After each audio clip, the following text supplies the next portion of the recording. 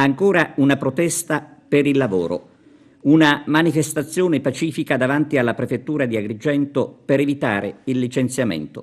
Ancora un dramma vissuto con dignità da centinaia di famiglie. Parliamo delle guardie giurate del gruppo KSM operanti nel territorio.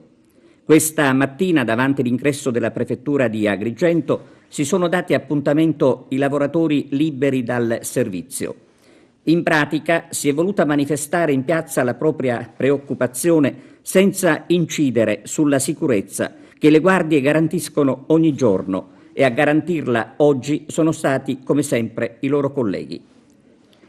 Per i sindacati di categoria è importante avviare un discorso con le istituzioni al fine di garantire a tanti padri di famiglia il proprio posto di lavoro.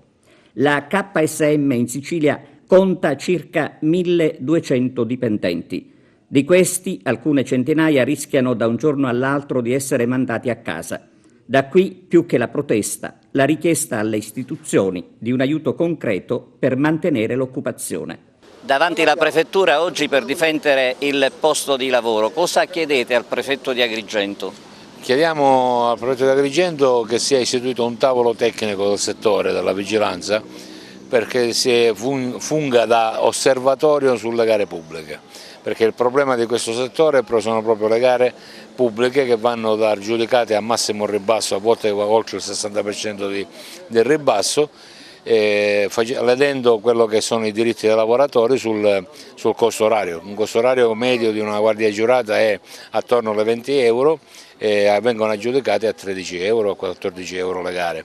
Come l'episodio ultimo, per citare l'ultimo, ma non è l'unico, l'aeroporto di Catania è stato aggiudicato con un ribasso di circa il 57%, con una spesa di 13 e qualche cosa l'ora rispetto al costo medio orario che è 21,70.